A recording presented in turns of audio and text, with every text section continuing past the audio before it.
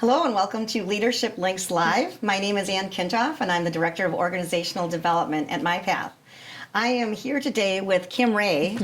Kim is our Chief Operating Officer at MyPath, and Kim is going to talk to us today a little bit about her leadership journey, some lessons she learned along the way, and some advice that she might give new leaders. And this is part of our Lessons from a Leader series that we put as part of Leadership Links. So welcome, Kim. Thanks, Ann. Yeah, excited to have the conversation. I'm glad to have you here. So why don't we just get kicked off with telling us a little bit about your path to leadership, how you got to where you are today, and what that journey looked like.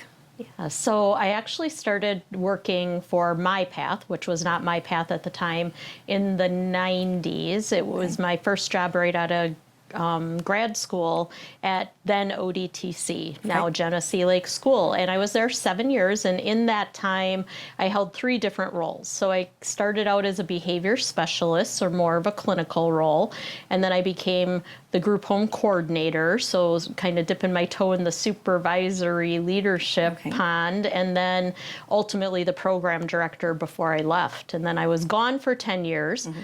In the adult world, also in a leadership role, and then I came back to still ODTC in 2012, and now it's Genesee Lake School. And so I've been back to MyPath for 10 years, and it's interesting because when I came back in 2012, if you would have asked me, or at least in my head, I was like, well, I'm going to retire from Genesee Lake School as the executive director. Well, clearly that didn't happen because here we are having this conversation. So then over the last 10 years, my role evolved to expand to overseeing more of the other kid companies and then the adult companies. So I never saw myself in administration, right? My education, both undergrad and grad, are psychology, and I started out as a behavior specialist. So, but these things take deviations, and I think that MyPath afforded me opportunities that I never even expected or knew I wanted. And then personally, with those opportunities, I found that I enjoyed them. So. Ended up never where I would have told you I was going to end up if you would ask me when I first got out of school. Best laid plans, right? But here we are. Yeah, here we are, right, exactly. And it's a great story about how people can truly blaze their own path, create their own path at this organization. You might take a couple of turns here and there, but... forks in the road. Exactly, exactly. Well, that's a great story. Thank you. So what would you consider your greatest achievement so far in your career? Yeah, I thought about that. I don't know that I can pinpoint one thing. I mean, it's been an evolution, and there's multiple iterations of it. But I would say, I think one of my the foundations of achievement is always keep the direct care perspective and experience in mind. I mean, I talked about starting at MyPath in the 90s out of grad school, but my whole time as an undergrad and grad, I worked direct care, so front line, like many of our staff do. So I have that perspective, that lens. I know the reality of working on the ground floor and doing doubles, back-to-back doubles on weekends, and all that comes with that. So keeping that perspective, and then always trying to keep decisions tied to the best interests of those in our care. Okay, all right. And I know that they appreciate that, so that's a great perspective. So when you think about your career, what might have you pinpoint as one of the biggest mistakes you might have made along the way, and then what did you learn from that? Yeah, and I think that, again, I must be bad at pinpointing one particular example, so I don't think there's any one. What I'll say is many mistakes, right? We all make them, but I think that the mistakes or the decisions I've made where maybe the outcome wasn't exactly what I envisioned or hoped for are the things that I've learned the most from, right? So the hardest situations have resulted, I would say, in the most growth. So I would say be open to those missteps, right? Don't be defensive and embrace them, because actually they tell you the most. They tell you more than the successes, only because they force you to pause and reflect and think and take it in, and what can you learn from that. So embrace them and know that they're actually some of your best learning experiences. Absolutely. To shape you moving forward as a leader. Yeah, really helps kind of to inform those Yeah. decisions and those opportunities going forward. Yeah, and as well. that's true professionally and personally, right? Because so much about who we are as a leader is shaped by who we are personally, because we bring that to the table in all of our interactions. So those missteps can be your best shapers. Okay. All right. Thank you. So, what was the best advice that you got when you were coming up through the ranks as a leader? Yeah, one of my supervisors told me this, and he definitely practiced it, and I believe it strongly to this day, is surround yourself with good people, right?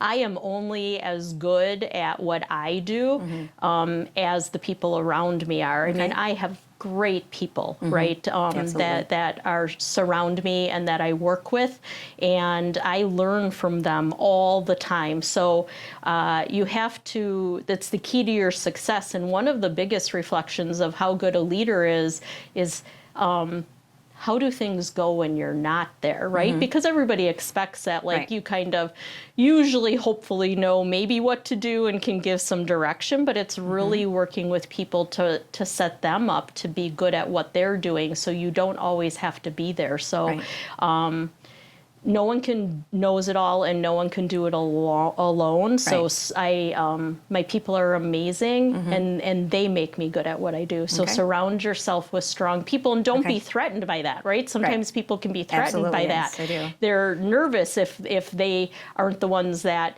know the most or have all the answers, and would they be needed if other people have those strengths, but it does nothing but prop you up. So surround yourself with good people. Okay, great advice. Thank you. So what's something that you learned the hard way when you were managing people that you wish you would have learned sooner? Yeah, so definitely, especially when we're young, we think maybe maybe we think we know it all, but we definitely think we have good insights. But even when you think you know everything about a situation, you know, when you're a leader, sometimes you have to investigate things that have occurred. And even when you are 100% positive that you have the accurate perception of what occurred, you don't be surprised when you are introduced with a new perspective and it completely changes. Because I have been so positive in so many situations that I understood what happened, and then I had one more person I needed to talk to, or piece of information I needed to take in.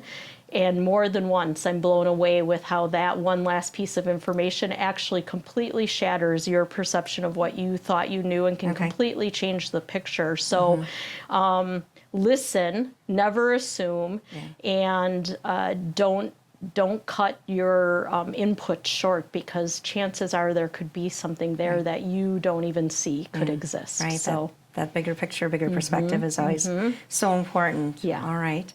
And then what's one final piece of advice that you would give an up-and-coming leader as they kind of forge their path at MyPath?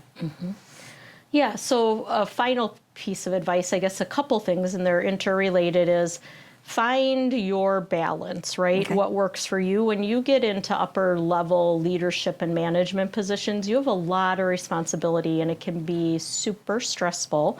And individuals who choose to go down those paths are typically hard workers and maybe ambitious, but you can't be everything to everyone. So you have to find your balance in life, whatever that means for you personally, right? That could be exercise, that could be reading, that, you know, whatever works, because it's not the same formula for everyone. So you have to find your balance, because if you burn yourself out, you're not going to be any good for yourself, obviously, but you won't be effective and for other people and for the work you're trying to do. Take it in stride, because things will sometimes not happen the way you want to. and breathe when that happens, right? When I say find balance, one of my things is yoga. I do a lot of yoga. So breathing is a part of that. Okay. So step back and take a deep breath, right? Okay. And yoga breathing, like I can do deep breaths right now without people even knowing I'm doing them, and then that Right. can help me keep my equilibrium. But just in moments of just pause and breathe, you'll be amazed how much just a deep breath can help, because you can't control everything, and sometimes not having control is hard. Absolutely. I'd also say follow your gut, Okay. right? Most of us have pretty good intuition, even if we don't realize it, and it's actually human nature to doubt our instincts. But take a pause and wonder and follow your gut. Your instincts rarely will steer you wrong. Communicate. Okay. And that can be hard because we're all super busy. So communication takes time. Right. But communication puts people at ease. They want to be informed. They want to understand. They won't always agree, but if they feel informed, that provides them a sense of control and comfort. So communicate and take the time to do that. Okay. I think being transparent is also super important. Okay. I'm a very transparent person. People don't usually have to wonder what I'm thinking or my opinion. And so be transparent, because it really does build trust. Okay. So I think it's important, the communication, but also to really be open about where your head's at. All right. So that's some great advice. I really appreciate that. I Yeah, know our definitely. audience will appreciate it Yes. as well. So thanks so much for your time today. And if you are looking for other Lessons from a Leader podcasts, along with other podcasts on different subjects related to your supervisory role, please go out to the Ready app location and look in the folders under Building Leadership Skills Resources for Managers and Supervisors. Thanks for joining us today, and we'll see you again soon.